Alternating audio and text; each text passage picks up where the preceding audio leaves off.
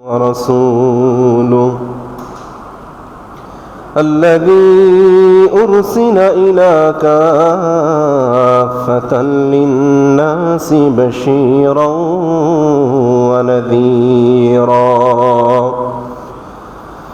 وداعيا إلى الله بإذنه وسراجا وقمرا منيرا. أما بعد فإن أصدق الحديث كتاب الله وخير الهدي هدي محمد صلى الله عليه وسلم وشر الأمور محدثاتها وكل محدثة بدعة وكل بدعة ضلالة وكل ضلالة في النار. أعوذ بالله من الشيطان الرجيم. بسم الله الرحمن الرحيم. وما خلقت الجن والإنس إلا ليعبدون. وقال الله تبارك وتعالى: أفحسبتم أنما خلقناكم عبثا وأنتم إلينا لا ترجعون. আলহামদুলিল্লাহ, যাবতীয় প্রশংসা, সকল কৃতজ্ঞতা, সকল সিফতসানা সেই মহান রব্বুল ইজ্জত ওয়াল জালালের দরবারে, যিনি আমাদেরকে প্রত্যেক শুক্রবারের ন্যায় আজকেও দুনিয়ার সমস্ত কাজ কর্মকে উপেক্ষা করে আল্লাহ সুবহানাহু ওয়া তাআলার মহান হুকুম সালাতুল জুমআ আদায় করার উদ্দেশ্যে পৃথিবীর সর্বশ্রেষ্ঠ স্থান পবিত্র ঘর মসজিদে এসে কিছু সালাত আদায়ের পর খুতবা শোনার অথবা খুতবা প্রদান করার মতো তৌফিক এনায়েত করেছেন। আমরা সেই মুনিবের দরবারে কালিমাতুশ শুকুর আদায় করছি, আলহামদুলিল্লাহ। সালাত ও সালাম বর্ষিত হোক প্রিয় নবী মুহাম্মদুর রাসূলুল্লাহ সাল্লাল্লাহু আলাইহি ওয়া আলিহি ওয়া সাল্লামের উপর, যাকে আল্লাহ সুবহানাহু ওয়া তাআলা মানবতার কল্যাণের আধার করে এ জাতির জন্য পাঠিয়েছেন, যাকে আল্লাহ সুবহানাহু ওয়া তাআলা পৃথিবীর সবচাইতে উত্তম আদর্শ দান করেছেন, যার আদর্শ বাস্তবায়নের লক্ষ্যে আল্লাহ সুবহানাহু ওয়া তাআলা আমাদেরকে এই পৃথিবীতে প্রেরণ করেছেন, যার আদর্শ ব্যতীত পৃথিবীর সমস্ত মতাদর্শকে আল্লাহ নিষিদ্ধ করে দিয়েছেন। আমরা সেই শ্রেষ্ঠ মানবের প্রতি দুরুদ ও সালাম পেশ করছি, আল্লাহুম্মা সাল্লি আলাইহি আল্লাহুম্মা বারিক আলাইহি। সম্মানিত উপস্থিতি, আপনাদের সম্মুখে মহাগ্রন্থ আল কোরআনুল কারীমের সূরা জারিয়াত থেকে একটি আয়াত, এরপরে সূরা আল মুমিনুন থেকে একটি আয়াত পেশ করেছি। আল্লাহ চাহে তো উক্ত আয়াতগুলোকে সামনে রেখে সংক্ষিপ্ত পরিসরে কিছু আলোকপাত করার চেষ্টা করব ইনশাআল্লাহ। ওমা তৌফিকি ইল্লা বিল্লাহ আলাইহি তাওয়াক্কালতু ওয়া ইলাইহি উনীব, ইনশাআল্লাহুল আজিজ। সম্মানিত উপস্থিতি, আল্লাহ সুবহানাহু ওয়া তাআলা এই পৃথিবী সৃষ্টি করেছেন। পৃথিবীতে যত সৃষ্টিকুল রয়েছেন, যত নিয়ামত আমরা দু চোখ দিয়ে দেখতে পারি, এবং অসংখ্য নিয়ামত এমনও রয়েছে যেগুলো এখনো পৃথিবীর কোনো মানুষ দেখতে পায়নি। এমন এমন জায়গায় আল্লাহর এমন কিছু নিয়ামত, এমন কিছু সৃষ্টি রয়েছে যেগুলো আমরা এখনো দেখতে পারি না। তো প্রশ্ন হচ্ছে, এত বড় বিশাল পৃথিবী, এত বিশাল খুঁটিবিহীন আসমান, এত বিশাল সমতল জমিন, এত এত সৃষ্টি, এত এত আকৃতির পশু প্রাণী আল্লাহ সুবহানাহু ওয়া তাআলা এই পৃথিবীতে সৃষ্টি করেছেন। এগুলোর পিছনে আল্লাহ সুবহানাহু ওয়া তাআলার উদ্দেশ্যটা কি? আজকে মানুষদের মধ্য থেকে, সৃষ্টিকুলের মধ্য থেকে যেই মানুষকে আল্লাহ সৃষ্টির সেরা জীব হিসাবে আখ্যায়িত করেছেন, আবার এই সৃষ্টি সেরা জীব মানুষদের মধ্য থেকে আল্লাহ যাদেরকে মুসলিম হওয়ার মতো সৌভাগ্য দান করেছেন, দেখা যাচ্ছে যে আজকে এই শ্রেষ্ঠ জীব আশরাফুল মাখলুকাত অথবা মুসলিম হওয়া সত্ত্বেও, আল্লাহর কিতাব পাওয়া সত্ত্বেও, রাসূলুল্লাহ সাল্লাল্লাহু আলাইহি ওয়াসাল্লামের মতো একজন আদর্শের ব্যক্তিত্ব পাওয়া সত্ত্বেও আজকে মুসলিমরা যেন উদ্দেশ্যহীন ভাবে তাদের জীবন যাপন করতেছে। তাদের জীবনের যে কোনো লক্ষ্য, কোনো উদ্দেশ্য, কোনো পরিকল্পনা আল্লাহ সুবহানাহু ওয়া তাআলা তাদের জন্য নির্ধারণ করেছেন, সেই বিষয়গুলো আজকে মুসলিমদের মধ্যে পরিলক্ষণ করা যায় না। প্রত্যেকটা মুসলিম আজকে উদ্দেশ্যহীন ভাবে জীবনযাত্রা করতেছে। অথচ আল্লাহ সুবহানাহু ওয়া তাআলা এই পৃথিবীতে যত সৃষ্টিকুল রয়েছে, সৃষ্টিকুলের মধ্যে আল্লাহ মানুষকে শ্রেষ্ঠত্ব দান করেছেন। কোনো কিছুই আল্লাহ অনর্থক সৃষ্টি করেন নাই। প্রত্যেকটা সৃষ্টির পিছনে আল্লাহর উদ্দেশ্য রয়েছে, প্রত্যেকটা সৃষ্টির পিছনে। এই উদ্দেশ্যগুলো আমাদেরকে জানতে হবে। আমরা যেমন দুনিয়াতে এখন আছি, এই দুনিয়াতে আল্লাহ কেন আমাদেরকে পাঠালেন? আমরা জানি এই দুনিয়ার পরে আমাদের একটা জীবন আছে। কেনই আমাদেরকে সেই পরের জীবনে যেতে হবে? কেনই আল্লাহ জীবন দিলেন? কেনই আল্লাহ আবার মৃত্যু দান করবেন? এই রহস্য আজ পর্যন্ত আমরা কেউ উদ্ঘাটন করার চেষ্টা করলাম না, কেউ জানার চেষ্টা করলাম না কেন আল্লাহ এমনটা করতেছেন। আল্লাহ সুবহানাহু ওয়া তাআলা পৃথিবীতে যত সৃষ্টিজীব আছে প্রত্যেকটা সৃষ্টিকে আল্লাহ জোড়াই জোড়াই সৃষ্টি করেছেন। প্রত্যেকটা সৃষ্টিকে, প্রত্যেকটা সৃষ্টির বিপরীত সৃষ্টি রয়েছে, প্রত্যেকটা বিষয়ের বিপরীত বিষয় রয়েছে, আল্লাহ লিপিবদ্ধ করেছেন। আলোর বিপরীত আল্লাহ অন্ধকার রেখেছেন, দিনের বিপরীত আল্লাহ রাত রেখেছেন, সত্যের বিপরীত মিথ্যা রেখেছেন। এরকম প্রত্যেকটা বিষয়ের ক্ষেত্রে আল্লাহ সুবহানাহু ওয়া তাআলা বিপক্ষ একটা বিষয় নির্ধারণ করে দিয়েছেন। যেমনটা আল্লাহ বলছেন যে আমি আল্লাহ প্রত্যেকটা সৃষ্টিকে জোড়ায় জোড়ায় লিপিবদ্ধ করেছি। পুরুষের বিপরীতে আল্লাহ স্ত্রীকে তার জোড়া হিসাবে নির্ধারণ করেছেন। এরকম প্রত্যেকটা বিষয়কে, ইভেন মানুষের মধ্যে না, শুধু আমরা যে অনেক সময় বিভিন্ন ফল ফলাদি খাই, আমরা যে অনেক সময় আপেল কিনে খাই, আপনি কি কখনো কল্পনা করতে পারেন এটা যে আপনি যে আপেলটা খাচ্ছেন এটা কি পুরুষ আপেল নাকি মহিলা আপেল? আমরা চোখের সামনে অনেক গাছপালা দেখতে পারি, গাছপালার মধ্যে অসংখ্য গাছ রয়েছে যেগুলো পুরুষ গাছ, আবার অসংখ্য গাছ রয়েছে যেগুলো মহিলা গাছ। এই বিষয়গুলি আসলে আমরা বুঝতে পারবো না, যারা এগুলো নিয়ে রিসার্চ করে, বিশেষ করে যারা মেডিকেল সায়েন্সের স্টুডেন্ট আছে, যারা মেডিকেল ডিপার্টমেন্টের স্টুডেন্ট আছে, তারা এটা বুঝতে পারবে ভালো করে। ইভেন এই জ্ঞান মুহাম্মদুর রাসূলুল্লাহ সাল্লাল্লাহু আলাইহি ওয়াসাল্লামের পর্যন্ত ছিল না যতক্ষণ আল্লাহ তাকে না জানিয়েছে। আল্লাহ যখন জানিয়েছে যে প্রত্যেকটা সৃষ্টি আল্লাহ জোড়ায় জোড়ায় সৃষ্টি করেছেন, অতঃপর মুহাম্মদ সাল্লাল্লাহু আলাইহি ওয়াসাল্লাম জেনেছেন। তো এই বিষয়গুলো নিয়ে আমরা কখনো কল্পনা করি না।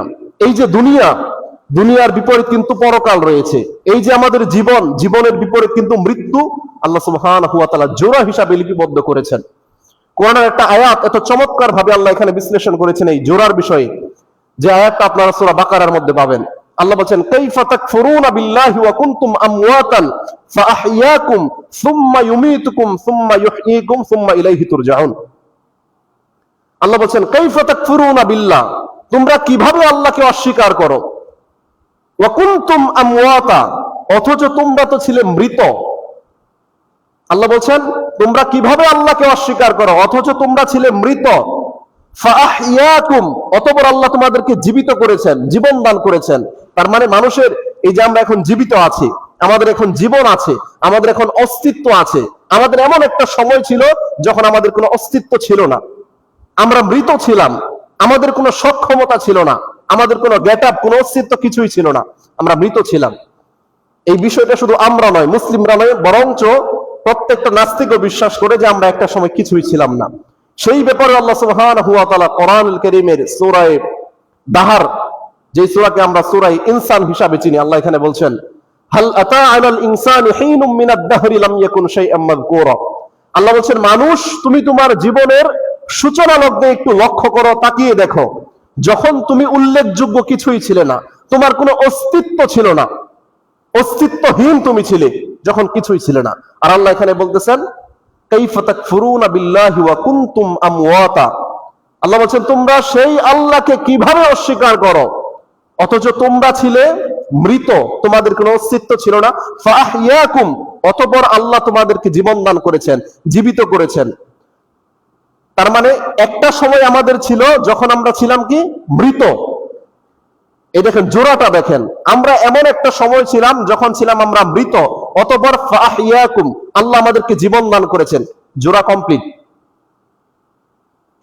মৃত ছিলাম, মৃতর বিপরীত হচ্ছে জীবিত। তো এখানে আমাদের জোড়াটা কমপ্লিট হয়ে গিয়েছে। এখন আমরা যেই জোড়ায় আছি, আমাদের একটা জোড়া কমপ্লিট। ফাআহইয়াকুম, আল্লাহ তোমাদেরকে মৃত থেকে জীবন দান করেছেন। সুম্মা ইউমিতুকুম, অতঃপর সেই আল্লাহ তোমাদেরকে আবার মৃত্যু দান করবেন, তোমাদেরকে মেরে ফেলবেন।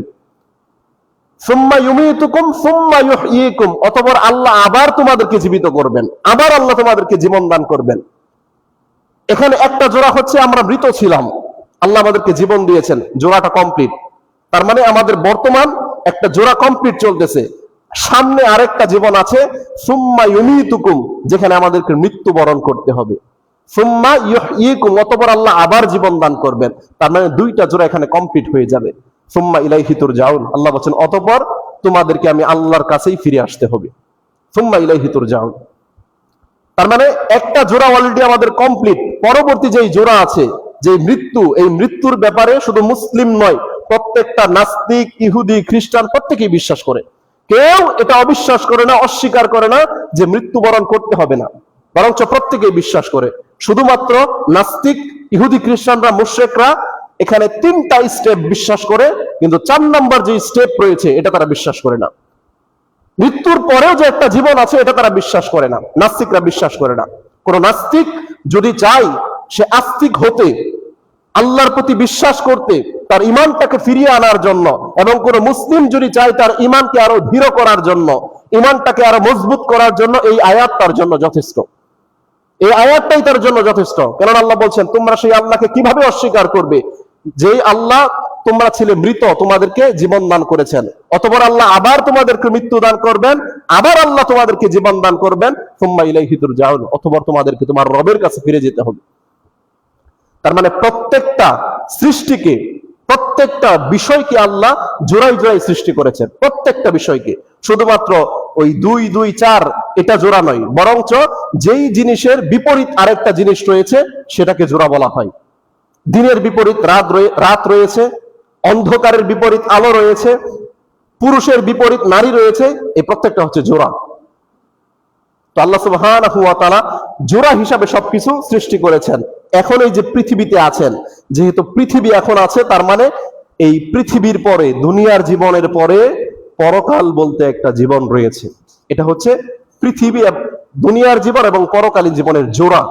এই জোড়া আকারে আল্লাহ সুবহানাহু ওয়া তাআলা এইভাবে লিপিবদ্ধ করেছেন। তার মানে দুনিয়াতে এখন যেহেতু আছেন, পরকাল বলতেও একটা স্থান আপনার আমার জন্য অপেক্ষা করছে।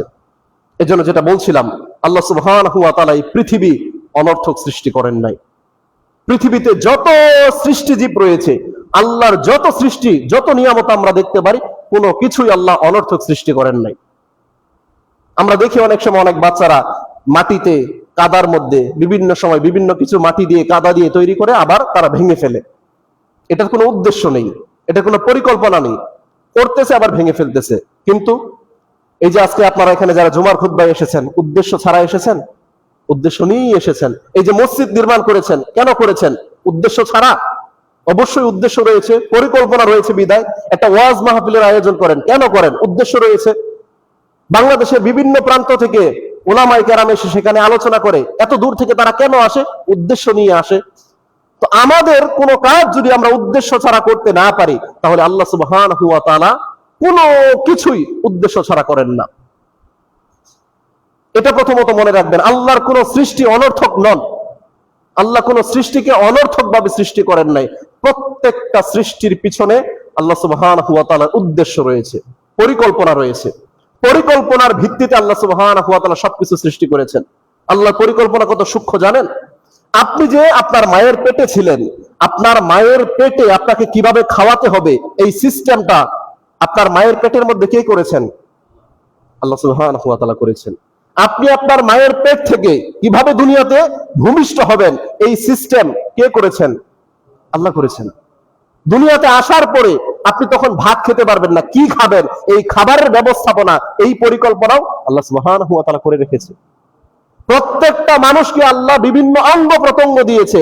আজকে দুনিয়াতে আপনি এসেছেন, বড় হয়েছেন, আপনার এই হাত দিয়ে যদি আপনি কোনো খারাপ কাজ করেন, পিস্তল দিয়ে কাউকে খুন করেন, আপনার এই হাতের ডিএনএ টেস্ট করে আপনাকে ধরে ফেলতে পারবে। এই সিস্টেম আল্লাহ সুবহানাহু ওয়া তাআলা মানুষের বডির মধ্যে রেখে দিয়েছে।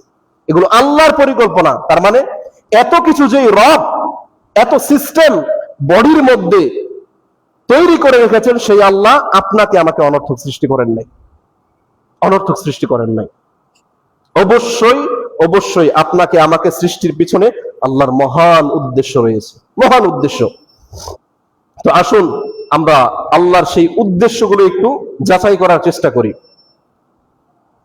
আল্লাহ সুবহানাহু ওয়া তাআলা কোরআনুল কারীমেও সেই কথা বলেছেন যে আফাহাসিবতুম আন্নামা খালাকনাকুম আবাসা, তোমরা কি মনে করেছো আল্লাহ কি তোমাদেরকে এমনিতেই সৃষ্টি করেছেন? আল্লাহ বলছেন তোমরা কি মনে করেছো? সূরা মুমিনুনের 115 নম্বর আয়াতে আল্লাহ বলছেন তোমরা কি মনে করেছো আল্লাহ কি তোমাদেরকে এমনিতেই সৃষ্টি করেছেন? আল্লাহ বলছেন কখনো নয়, বরঞ্চ আল্লাহ বলছেন যে তোমাদেরকে আমি আল্লাহর কাছে ফিরে আসতে হবে। এরপরে আবারও আল্লাহ সুবহানাহু ওয়া তাআলা সূরা দুখানের 39 নম্বর আয়াতে তিনি বলতেছেন যে আমি আকাশ মণ্ডলী, পৃথিবী এবং এই দুইয়ের মাঝে সবকিছু খেলার ছলে সৃষ্টি করিনি। কেউ যে মনে করবে যে আল্লাহ এমনিতেই সৃষ্টি করেছে, আল্লাহ বলছেন কখনো নয়, বরঞ্চ দুনিয়া এবং দুনিয়ার মাঝখানে যত কিছু আছে এই কোনো কিছুই আমি আল্লাহ খেলার ছলে সৃষ্টি করিনি, বরঞ্চ এই সৃষ্টির পিছনে আমি আল্লাহর মহৎ উদ্দেশ্য রয়েছে। আসুন আমরা জানি সেই উদ্দেশ্যগুলো কি। প্রথমত, 1 নাম্বার, আপনাকে আমাকে সৃষ্টির পিছনে আল্লাহর মহান উদ্দেশ্য হচ্ছে ওমা খালাকতুল জিন্না ওয়াল ইনসা ইল্লা লিয়াবুদুন, যে আয়াতের সাথে আমরা সকলেই পরিচিত, যে আয়াতের মধ্যে আল্লাহ প্রত্যেকটা মানুষের সৃষ্টির উদ্দেশ্যটা কি, একটা মানুষের জীবনে লক্ষ্য এবং উদ্দেশ্য কি হবে সেই লক্ষ্যটা আল্লাহ লিপিবদ্ধ করে দিয়েছেন, নির্ধারণ করে দিয়েছেন। কেন তাকে দুনিয়াতে পাঠানো হয়েছে, কেন তাকে সৃষ্টি করা হয়েছে, কেন তাকে এত অবয়ব দান করা হয়েছে, কেন তাকে দুনিয়াতে এত বিশাল নিয়ামত তার সামনে ঢেলে দেওয়া হয়েছে। এই যে দুনিয়াতে মানুষ, আমরা মানুষ, আমাদের চোখের সামনে আমরা যত নিয়ামত দেখতে পারি এই সমস্ত নিয়ামতকে আল্লাহ সুবহানাহু ওয়া তাআলা শুধুমাত্র মানুষের জন্য সৃষ্টি করেছেন, আর মানুষকে একমাত্র আল্লাহ সৃষ্টি করেছেন তার ইবাদত করার জন্য। যত কিছু আপনারা দেখতে পারেন, যত কিছু আমরা দেখি আমাদের চোখের সামনে, গোটা দুনিয়ার নিয়ামতটাই আল্লাহ সুবহানাহু ওয়া তাআলা সাজিয়েছেন মানুষের জন্য, আর মানুষকে আল্লাহ সুবহানাহু ওয়া তাআলা সৃষ্টি করেছেন শুধুমাত্র তার বন্দেগীর জন্য। ইল্লা লিয়াবুদুন, এই আয়াতের মধ্যে আল্লাহ সেটা স্পষ্ট করেছেন, আমা খালাকতুল জিন্না ওয়াল ইনসা ইল্লা লিয়াবুদুন, আমি কেবলমাত্র শুধুমাত্র মানুষ এবং জিনকে সৃষ্টি করেছি ইল্লা লিয়াবুদুন, একমাত্র তারা আমি আল্লাহর ইবাদত করবে। ইবাদত বলতে শুধুমাত্র নামাজ, রোজা, হজ, যাকাত এগুলো নয়। ইবাদত বলতে বোঝায় আপনার সততা, আপনার ন্যায় বিচার, আপনার সার্বিক জীবনে যা কিছু আছে সব কিছুকে আল্লাহর বিধানের মধ্যে নিয়ে আসা, সবকিছুকে আল্লাহর বিধানের মধ্যে নিয়ে আসবেন। সবকিছুর ক্ষেত্রে আল্লাহর বিধান নেই। আপনি খাবার খেতে যাইবেন, সেখানে আল্লাহর বিধান আছে না? ঘুমাতে যাবেন, সেখানে আল্লাহর বিধান নেই। প্রস্রাব পায়খানা করতে যাবেন, আল্লাহর বিধান নেই। বিবাহ শাদী করতে যাবেন, আল্লাহর বিধান আছে। স্ত্রী সহবাস করতে যাবেন, সেখানেও আল্লাহর বিধান আছে। প্রত্যেকটা জায়গায় আল্লাহর বিধান রয়েছে। আর আল্লাহ এটাই বলেছেন ইল্লা লিয়াবুদুন, একজন বান্দা, একজন মানুষ সে দুনিয়াতে তার জীবনের সকল কাজের ক্ষেত্রেই আমি আল্লাহর কমান্ডকে, আমি আল্লাহর বিধানকে ফলো করবে, এজন্যই তাকে সৃষ্টি করা হয়েছে। এটা হচ্ছে প্রধান লক্ষ্য, প্রধান উদ্দেশ্য আল্লাহ, যে দুনিয়াতে আল্লাহ মানুষকে সৃষ্টি করেছেন শুধুমাত্র তার দাসত্ব করার জন্য। প্রত্যেকটা কাজের ক্ষেত্রে সে আল্লাহর দাসত্ব করবে, প্রত্যেকটা ক্ষেত্রে, কোন কাজের ক্ষেত্রেই সে মানুষের গোলামি করবে না, আল্লাহর বিধানকে, আল্লাহর কমান্ডকে সবচেয়ে বেশি প্রায়োরিটি দিবে। এজন্য আল্লাহ সুবহানাহু ওয়া তাআলা এই পৃথিবীতে আমাদেরকে সৃষ্টি করেছেন। এরপরে দেখেন, এই পৃথিবী আল্লাহ এত সুন্দর করে সুসজ্জিত করে সৃষ্টি করেছেন, এত নিয়ামত দিয়ে আল্লাহ সৃষ্টি করেছেন, এর পরেও আল্লাহ সুবহানাহু ওয়া তাআলা অসংখ্য বিষয়কে কেন নিষিদ্ধ করে দিয়েছেন আমাদের জন্য? কেন নিষিদ্ধ করে দিয়েছেন? যেই আল্লাহ জান্নাতে আমাদের জন্য সবকিছুকেই অ্যাভেলেবেল করে দিবেন, সবকিছুই উন্মুক্ত করে দিবেন, সবকিছুই করতে পারবো, সেই আল্লাহ চাইলে কি দুনিয়াতে পারতেন না আমাদের জন্য সবকিছু ফ্রি করে দিতে? পারতেন না? অবশ্যই পারতেন। কিন্তু আল্লাহ সুবহানাহু ওয়া তাআলা এই পৃথিবীটাকে করেছেন শুধুমাত্র পরীক্ষার স্থান, পরীক্ষার জায়গা। আল্লাহ সুবহানাহু ওয়া তাআলা বলছেন, আল্লাযী খালাকাল মাউতা ওয়াল হায়াতা লিয়াবলুয়াকুম আইয়ুকুম আহসানু আমালা। আমি আল্লাহ তোমাদের জন্য প্রথমতই যে বিষয়টা নির্ধারণ করেছি সেটা হচ্ছে খালাকাল মাউত, তোমাদের মৃত্যু নির্ধারণ করেছি, ওয়াল হায়াতা, এরপরে দুনিয়াতে একটা সামান্য হায়াত দিয়েছি, একটা অবকাশ দিয়েছি, একটা সময়ের জন্য তোমাদেরকে আমি আল্লাহ অবকাশ দান করেছি। কেন? লিয়াবলুয়াকুম আইয়ুকুম আহসানু আমালা, কে তোমাদের মধ্যে কত উত্তম, কত সুন্দর আমল করতে পারে, কে কতটা তাকওয়া হাসিল করতে পারে, কে কতটা আল্লাহ ভীতি অর্জন করতে পারে, কে কতটা দুনিয়াতে আল্লাহকে মেনে চলতে পারে, কে কতটা আল্লাহর দাসত্ব দুনিয়াতে করতে পারে, এটা যাচাই বাছাইয়ের জন্য এই পরীক্ষার স্থানে আমি আল্লাহ তোমাদেরকে পাঠিয়েছি। তার মানে দুনিয়াটা হচ্ছে আমাদের জন্য পরীক্ষার স্থান। এখানে ধৈর্য ধারণ করতে হবে, ধৈর্য ধারণ করতে হবে। এখানে পরীক্ষাটা কি? পরীক্ষা কি বলেন তো? এখানে 5 ওয়াক্ত নামাজ আদায় করে, এটা কার বিধান? এটা হচ্ছে আপনার আমার জন্য পরীক্ষা, যে এই পরীক্ষা আপনি যথাযথভাবে পরীক্ষায় পাশ করেছেন কিনা। সম্পদ আল্লাহ আপনাকে দান করেছেন, এই সম্পদ থেকে বাৎসরিকভাবে আপনাকে যাকাত বের করতে হবে। এই যাকাত সঠিকভাবে বের করা, এটা আপনার জন্য পরীক্ষা। আল্লাহ সুবহানাহু ওয়া তাআলা মা বোনদেরকে সৌন্দর্য দান করেছেন, সুন্দর অবয়ব দিয়ে তাদেরকে সৃষ্টি করেছেন, তাদেরকে কোমল করে সৃষ্টি করেছেন, এবং পুরুষদের কাছে তাদেরকে সুশোভিত করেছেন। এবং আল্লাহ এটাও বলে দিয়েছেন যে মা বোনরা তারা গৃহের মধ্যে ওয়াকারনা ফি বুয়ুতিকুন্না ওয়ালা তাবাররাজনা তাবাররুজাল জাহিলিয়াতিল উলা, এত সুন্দর অবয়ব দেওয়ার পরেও, পুরুষদের কাছে এত আকর্ষণের বস্তু হিসাবে দুনিয়াতে সৃষ্টি করার পরেও মহিলারা কোথায় অবস্থান করবে? গৃহের মধ্যে, তাদের ঘরের মধ্যে অবস্থান করবে, তাদের সৌন্দর্যকে ঢেকে রাখবে, আবৃত করে রাখবে। এদের সৌন্দর্য শুধুমাত্র প্রকাশ করবে তাদের বৈধ স্বামীর কাছে। এটা হচ্ছে একজন মা বোনের জন্য পরীক্ষা। কিন্তু এই পরীক্ষার মধ্যে আমরা কয়জন ব্যক্তি উত্তীর্ণ হতে পারছি? নিজেকে প্রশ্ন করলেই আমরা উত্তর পেয়ে যাব। নিজেকে প্রশ্ন করলেই যে আল্লাহ যে বিধান দিয়েছেন, এই বিধানের যথাযথ হেফাজত কি আমি করতে পেরেছি? অথচ আল্লাহর নীতিমালা কত চমৎকার, দেখেন আল্লাহর নীতি কত চমৎকার। এটা যে পরীক্ষার স্থান, এই পরীক্ষার মধ্যে আপনার কি কি পরীক্ষা আসবে এবং এই পরীক্ষাগুলো কিভাবে মোকাবেলা করবে সবকিছু আল্লাহ শিখিয়ে দিয়েছেন। প্রত্যেকটা প্রশ্নের উত্তর আল্লাহ দুনিয়াতে আউট করে দিয়েছেন। প্রত্যেকটা প্রশ্নের উত্তর আপনাকে, মানে আপনার পরীক্ষার মধ্যে কি আসে না আসে এটা নিয়ে ভাবতে হবে না, কি কি আসবে সবকিছু আল্লাহ সুবহানাহু ওয়া তাআলা আগেই আউট করে দিয়েছেন। প্রত্যেকটা প্রশ্নের উত্তর আগেই আল্লাহ আউট করে দিয়েছেন। কিন্তু মুসলিমরা এত বেশি দুর্ভাগা, এত বেশি হতভাগা, এই সব কিছু জানা সত্ত্বেও আজকে সেগুলোর ধার ধারে না, তারা সেগুলোর ধার ধারে না।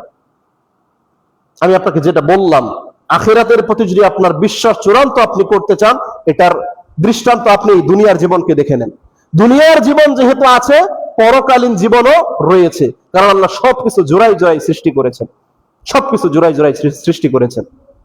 আর আল্লাহ পৃথিবীকে করেছেন পরীক্ষার স্থান, পৃথিবীটাকেই করেছেন পরীক্ষার স্থান।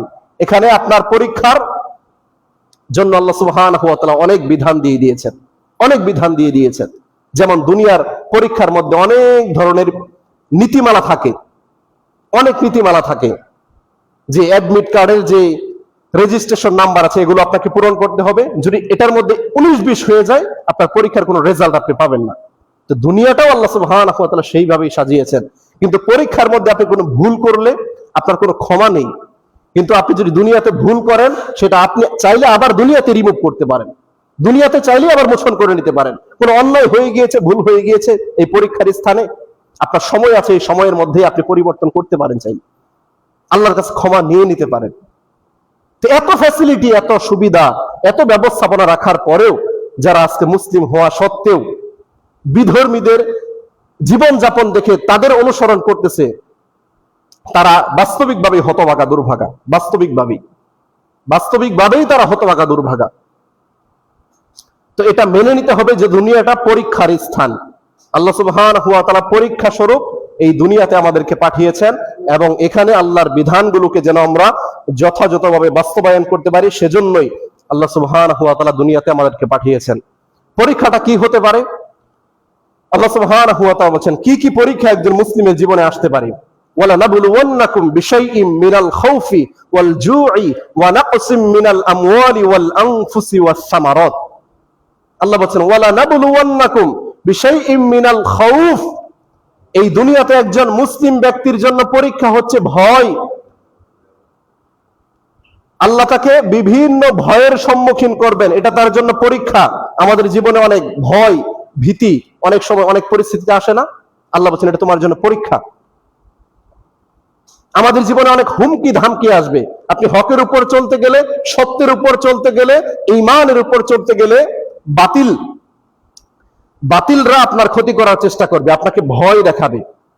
আমি সাধারণ আমার উদাহরণ দিয়েই বোঝাই। আমি হুজুর মানুষ, এখানে দাঁড়িয়ে যদি হক কথা বলি, আমি সুদখোরের বিরুদ্ধে বলি, সুদখোরের চোখের সামনে দাঁড়িয়ে সুদখোরের বিরুদ্ধে বলি, ঘুষখোরের বিরুদ্ধে বলি, হারামখোরের বিরুদ্ধে বলি, জেনাকারের বিরুদ্ধে বলি, তারা আমার ক্ষতি করার চেষ্টা করবে, তারা আমাকে হুমকি দামকি দিবে, তারা আমাকে ভয় দেখাবে, এটাই স্বাভাবিক। আল্লাহ বলছেন একজন মুমিনকে দুনিয়াতে আল্লাহ পরীক্ষা করবেন ভয় দিয়ে, মিনাল খাউফ, আল্লাহ ভয় দিয়ে দুনিয়াতে তাদেরকে পরীক্ষার সম্মুখীন করবেন। ওয়াল জু, আল্লাহ তাদেরকে ক্ষুধা দিয়ে পরীক্ষা করবেন, রিজিকের ঘাটতি দিয়ে আল্লাহ তাদেরকে দুনিয়াতে পরীক্ষা করবেন, রিজিকের সংকীর্ণতা দিয়ে আল্লাহ তাদেরকে দুনিয়াতে পরীক্ষার সম্মুখীন করবেন। হক পথে চলতে যান, হালাল পথে চলতে যান, সৎ পথে চলতে যান, আপনার জন্য রিজিকের দরজা সংকীর্ণ হয়ে যাবে। কারণ দুনিয়াতে যত এখন রাস্তা রয়েছে, হারামের রাস্তা যত উন্মুক্ত, হালালের রাস্তা তত উন্মুক্ত নয়। হারামের রাস্তা যতটা উন্মুক্ত আজকে, হালালের রাস্তা তত বেশি উন্মুক্ত নয়।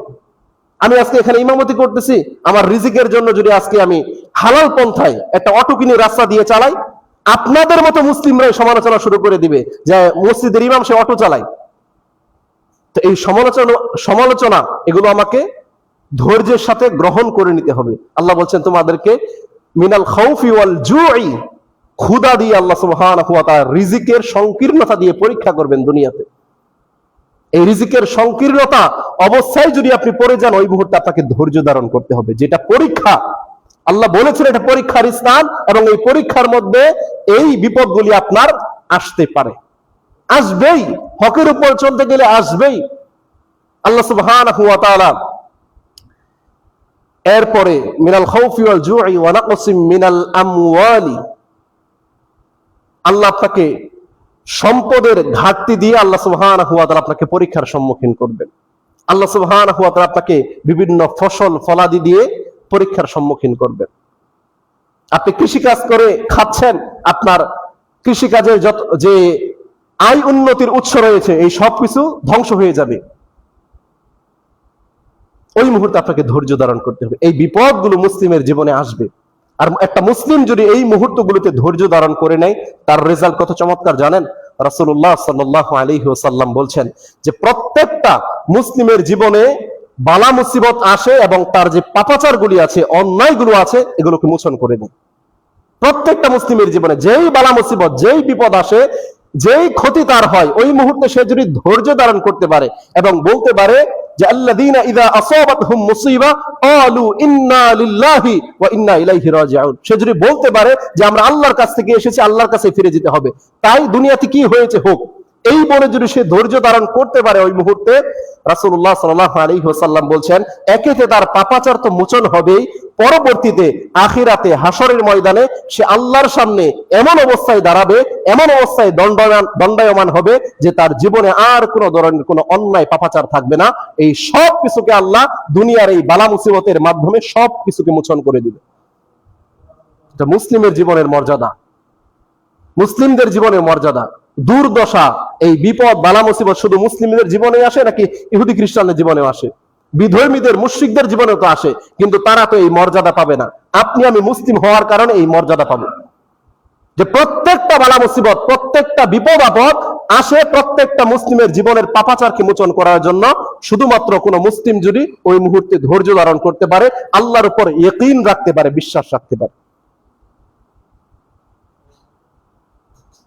এজন্য এটা মেনেই নিতে হবে যে দুনিয়াটা হচ্ছে প্রত্যেকটা মুসলিমের জন্য পরীক্ষার স্থান। এখানে তাকে বিভিন্ন ধরনের পরীক্ষায় সম্মুখীন হতে হবে, ওই মুহূর্তে তাকে ধৈর্য ধারণ করতে হবে, তাহলেই আল্লাহ সুবহানাহু ওয়া তাআলা তাকে পরকালীন জীবনে নাজাত দান করবেন। এরপর দেখেন আল্লাহ সুবহানাহু ওয়া তাআলা এই পৃথিবীতে আমাদেরকে কেন পাঠালেন। আল্লাহ সুবহানাহু ওয়া তাআলা শুধুমাত্র মানুষ হিসাবে আমাদেরকে দুনিয়াতে পাঠিয়েছেন এমনটা নয়, বরং আল্লাহ বলেন যে ওয়াইয ক্বালা রাব্বুকা লিল মালাইকাতি ইন্নী জাইলুন ফিল আরদি খলিফা। আল্লাহ দুনিয়াতে প্রত্যেকটা মানুষকে খলিফা হিসাবে নিযুক্ত করেছেন। খলিফা কি? যারা আল্লাহর বিধানকে দুনিয়ার জীবনে বাস্তবায়ন করবে, যারা দুনিয়ার জীবনে খেলাফত বাস্তবায়ন করবে, আল্লাহর নীতিমালাকে সমাজের মধ্যে বাস্তবায়ন করবে, রাষ্ট্রের মধ্যে বাস্তবায়ন করবে, এরা হচ্ছে খলিফা। শুধুমাত্র আপনি নিজে মুসলিম, আল্লাহ সুবহানাহু ওয়া তাআলা যে বিধান আপনাকে দিয়েছেন এগুলো নিজের জীবনে বাস্তবায়ন করবেন, বরং এমনটা নয়, বরঞ্চ সমাজের মধ্যেও আল্লাহর এই বিধানগুলোকে আপনাকে আমাকে প্রতিষ্ঠিত করতে হবে। আল্লাহর বিধানকে সমাজের মধ্যে বাস্তবায়নের লক্ষ্যে যে পরিমাণ শ্রম, যে পরিমাণ কষ্ট, ত্যাগ স্বীকার করতে হয়, প্রত্যেকটা ত্যাগ, প্রত্যেকটা কষ্ট আপনাকে সহ্য করে নিতে হবে। এজন্য আল্লাহ সুবহানাহু ওয়া তাআলা প্রত্যেকটা মানুষকে দুনিয়াতে খলিফা হিসাবে সৃষ্টি করেছেন, প্রতিনিধিত্ব করার জন্য। পৃথিবী আল্লাহ সুবহানাহু ওয়া তাআলা সৃষ্টি করেছেন এবং পৃথিবীর এই নিয়ামতগুলোকে সৃষ্টি করেছেন মানুষের জন্য। আর মানুষকে আল্লাহ সৃষ্টি করেছেন কেন? আল্লাহ সুবহানাহু ওয়া তাআলার ইবাদত করার জন্য। সর্বোপরি কথা হচ্ছে যে এই পৃথিবী, এই দুনিয়া হচ্ছে ক্ষণস্থায়ী। আমরা জানি এই পৃথিবী হচ্ছে ক্ষণস্থায়ী এবং আখিরাত হচ্ছে স্থায়ী। কাজেই আমাদেরকে যেটা করতে হবে সেটা হচ্ছে যে আখিরাত ঠিক রেখে তারপর আপনি দুনিয়া ভোগ করুন, সমস্যা নেই। আপনার আখিরাতকে ঠিক রেখে তারপর আপনি দুনিয়া ভোগ করুন, কোনো সমস্যা নেই। কিন্তু আপনি দুনিয়া ভোগ করবেন কিন্তু আখিরাতকে বরবাদ করে দিবেন, এমনটা নয়। কারণ আখিরাত হচ্ছে স্থায়ী আর দুনিয়া হচ্ছে ক্ষণস্থায়ী। আল্লাহ সুবহানাহু ওয়া তাআলা বলছেন বাল তুফিরুনাল হায়াতাদ দুনিয়া, দুনিয়ার জীবনটাকেই তোমরা বেশি প্রাধান্য দিচ্ছ, প্রেফার করতেছো। ওয়াল আখিরাতু খায়রু ওয়া আবকা, বরঞ্চ আখিরাত তোমাদের জন্য শ্রেষ্ঠ, আখিরাত তোমাদের জন্য স্থায়ী জায়গা। আল্লাহ সুবহানাহু ওয়া তাআলা বলতেছেন মানুষকে, আসলে আমরা দুনিয়ার জীবনটাকেই বেশি প্রেফার করতেছি, প্রাধান্য দিচ্ছি, অথচ আখিরাতে আমাদের চূড়ান্ত গন্তব্য, চূড়ান্ত স্থান, চিরস্থায়ী স্থান হচ্ছে আমাদের জন্য আখিরাত। এজন্য আখিরাতকে ঠিক রেখে তারপর আপনি দুনিয়া ভোগ করুন, সমস্যা নেই। সাহাবায়ে কেরাম দুনিয়া ভোগ করেছে, সমস্যা নেই, কিন্তু আখিরাত ঠিক রেখে। রাসূলুল্লাহ সাল্লাল্লাহু আলাইহি ওয়াসাল্লাম সেই দোয়াও আমাদেরকে শিখিয়েছে, রব্বানা আতিনা ফিদ দুনিয়া হাসানা, আল্লাহ দুনিয়াতেও আমাদেরকে হাসানা দাও, কল্যাণ দাও, ওয়াফিল আখিরাতি হাসানা, এবং পরকালেও আমাদেরকে আপনি কল্যাণ দিন। এই দোয়া রাসূলুল্লাহ সাল্লাল্লাহু আলাইহি ওয়াসাল্লাম আমাদেরকে শিখিয়েছেন। শুধুমাত্র পরকালীন কাজের জন্য নিজের জীবনকে পুরোটা উৎসর্গ করে দিবেন এমনটা নয়, বরং পরকালটা ঠিক রেখে আপনি দুনিয়া ভোগ করুন, সমস্যা নেই। ইভেন রাসূলুল্লাহ সাল্লাল্লাহু আলাইহি ওয়াসাল্লাম আমাদেরকে এটাও জানিয়েছেন যে আদ-দুনিয়া সিজনুল মুমিন ওয়া জান্নাতুল কাফির, এই দুনিয়াটা একজন মুমিনের জন্য হচ্ছে জেলখানা।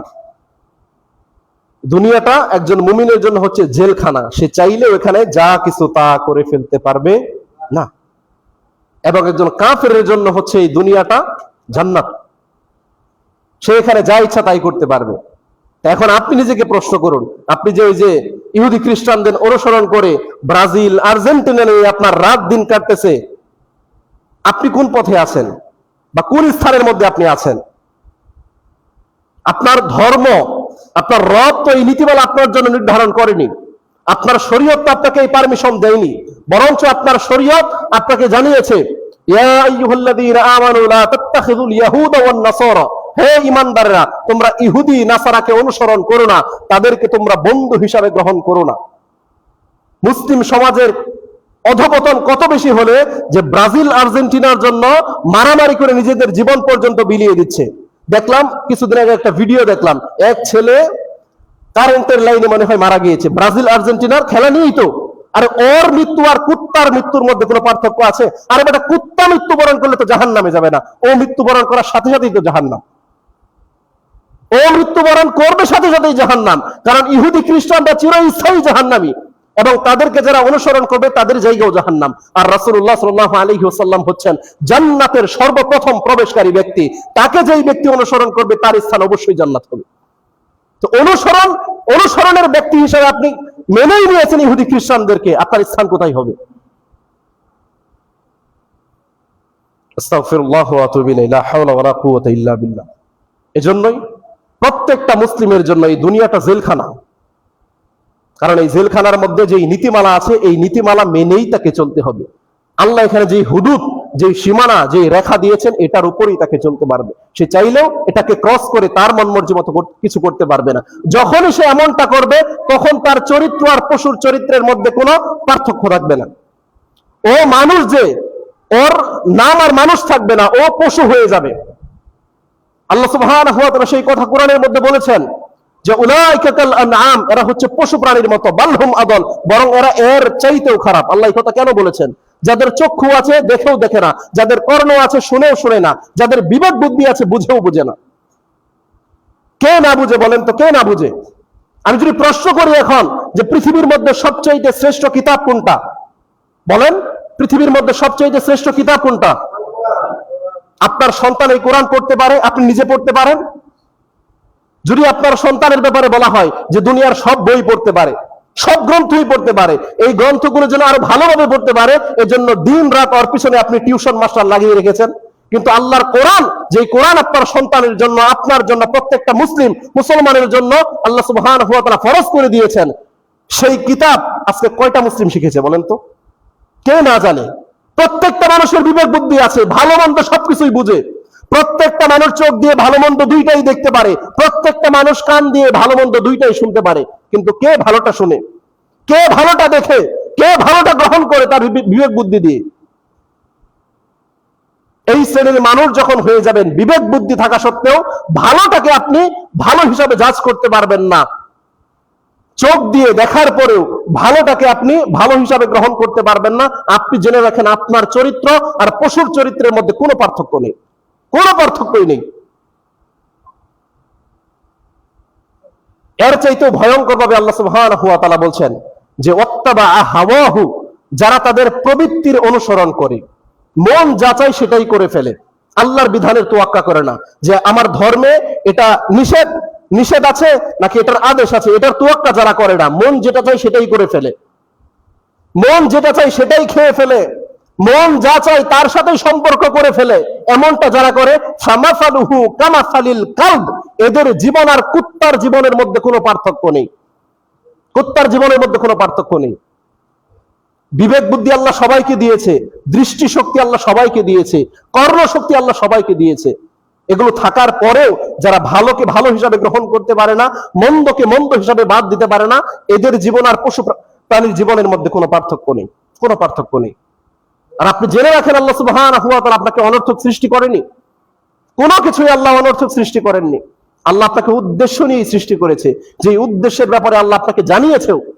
আপনার জীবনের লক্ষ্য উদ্দেশ্য কি হবে সেটা আল্লাহ লিপিবদ্ধ করে দিয়েছেন, ইল্লা লিয়াবুদুন, শুধুমাত্র তার দাসত্বকে দুনিয়ার জমিনে বাস্তবায়ন করতে হবে, শুধুমাত্র। কাজেই আসুন, আল্লাহ যেই উদ্দেশ্য নিয়ে আমাদেরকে এই দুনিয়াতে পাঠিয়েছেন, সেই উদ্দেশ্যকে হাসিল করার চেষ্টা করি আমরা। দুনিয়াতে এখন আছেন, মৃত্যু যে বরণ করতে হবে এ ব্যাপারে কোনো নাস্তিকও অবিশ্বাস করে না, অস্বীকার করে না। মৃত্যুবরণ করতেই হবে, মৃত্যুবরণ করতে হবে, এটাও আল্লাহর যেমন কথা। মৃত্যুর পরে আল্লাহ আবার আমাদেরকে জীবন দান করবেন, আবার আল্লাহ আমাদেরকে তার সামনে নিয়ে যাবেন, তার কাছে নিয়ে যাবেন, এটাও সেই আল্লাহর কথাই।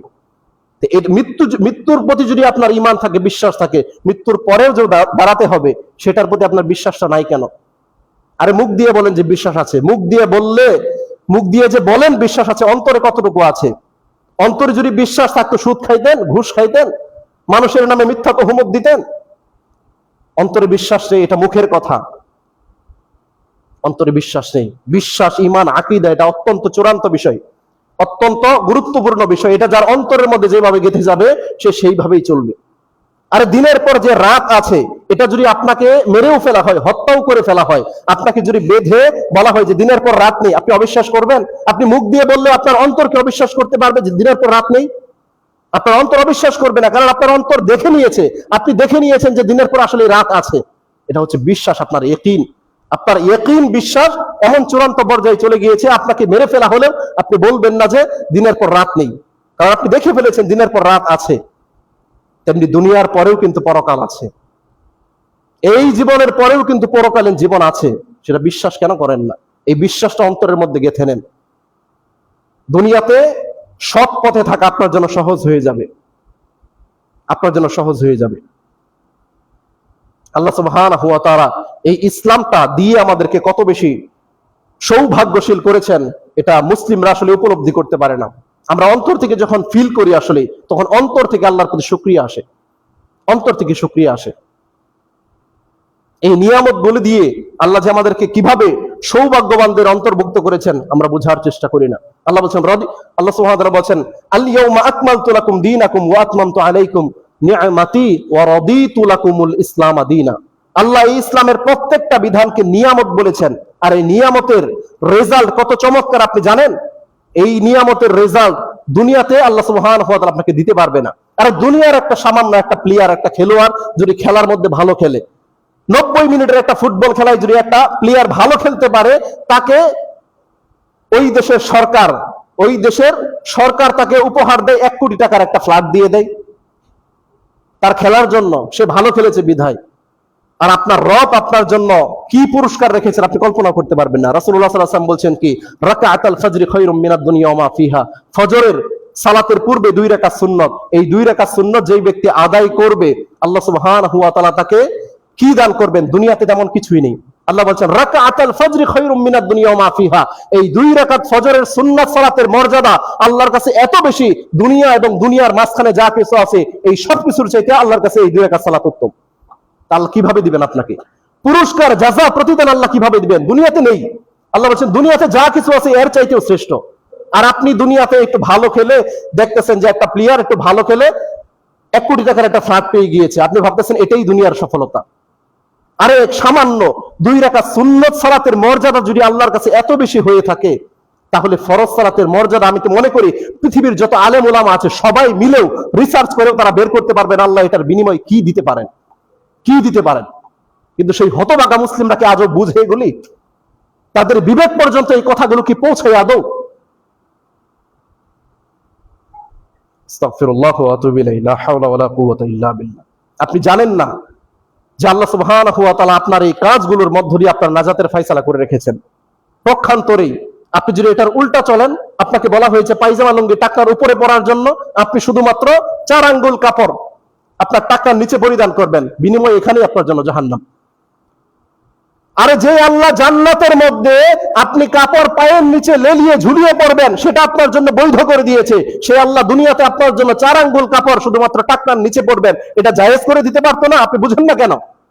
আল্লাহ চাইলে তো পারতো। এটাই তো আল্লাহর পরীক্ষা, এটাই তো ঈমানের পরীক্ষা, এটাই তো একজন মুসলিমের জন্য পরীক্ষা। যে আল্লাহ চাইলে আপনাকে জান্নাতের মধ্যে যে আল্লাহ 70-এর অধিক হুর দান করবে। হুরদের ব্যাপারে কি জানেন আপনারা? কত সুন্দর, কত চমৎকার তারা। দুনিয়ার কোন চক্ষু তাদেরকে দেখেনি, কোন অন্তর কল্পনাও করতে পারবে না তারা কত সুন্দর। এবং তারা এমন যুবতী বয়সী, তারা কখনো বৃদ্ধ হবে না, তাদের কখনো মৃত্যু হবে না। এত সুন্দর করে জান্নাতি ব্যক্তির জন্য আল্লাহ জান্নাতে 70-এর অধিক হুর রেখে দিয়েছেন। সেই আল্লাহ কি পারতেন না দুনিয়ার মহিলারা, দুনিয়ার যে মা বোনরা আছে, এরা তো জান্নাতের হুরদের মতো না। এই সব কিছু আমাদের জন্য বৈধ করে দিতে পারতেন না? এটাই তো পরীক্ষা, এটাই তো পরীক্ষা।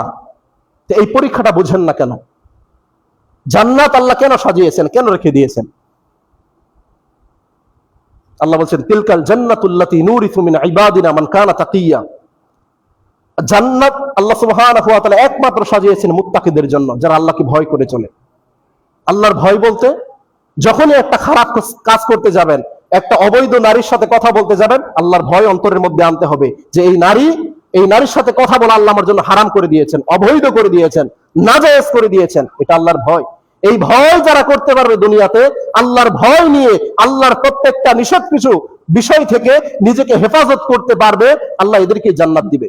এবং কিসের ভিত্তিতে দিবে? আল্লাহ বলছেন, জান্নাতুল্লাতী নূরিসু মিন ইবাদিনা মান কানা তাকিয়া। আল্লাহ এই জান্নাত তাদেরকে দান করবে ওয়ারিস সূত্রে। নূরিসু, ওয়ারিস সূত্রে আল্লাহ তাদেরকে জান্নাত দান করবে। যেমন আমাদের পিতা আদম আলাইহিস সালাতু ওয়াস সালামকে আল্লাহ দুনিয়াতে সৃষ্টির পরেই জান্নাত দান করেছিলেন। তাকে আল্লাহ কর্ম করাননি, তাকে বলেননি যে তুমি নামাজ পড়ো, তুমি যাকাত দাও আর বন্দেগী করো, বরঞ্চ তাকে সৃষ্টির পরেই আল্লাহ তাকে জান্নাতে স্থান দিয়েছেন। আল্লাহ বুঝিয়েছেন, তোর বাবা, আমি আল্লাহর বান্দা ছিল আদম, আমি আল্লাহর আদেশ মেনে চলতো, আমি আল্লাহকে মেনে চলতো, তার সন্তান হিসাবে তোমরাও যদি দুনিয়াতে বহাল থাকতে পারো, আমি আল্লাহর বান্দা হয়ে জীবন যাপন করতে পারো, আমি আল্লাহর হুকুম আহকামকে দুনিয়ার জীবনে মেনে নিতে পারো, এই জান্নাত তোমার বাবার সূত্রে আমি তোমাদেরকে ওয়ারিস সূত্রে দান করে দিব। এটা আল্লাহ বুঝিয়েছেন। এই বুঝ কেন আমাদের অন্তরে আসে না? কেন আমরা বুঝি না? দুনিয়া বুঝি, পরকাল কেন বুঝি না? দুনিয়া বুঝি, পরকাল কেন বুঝি না?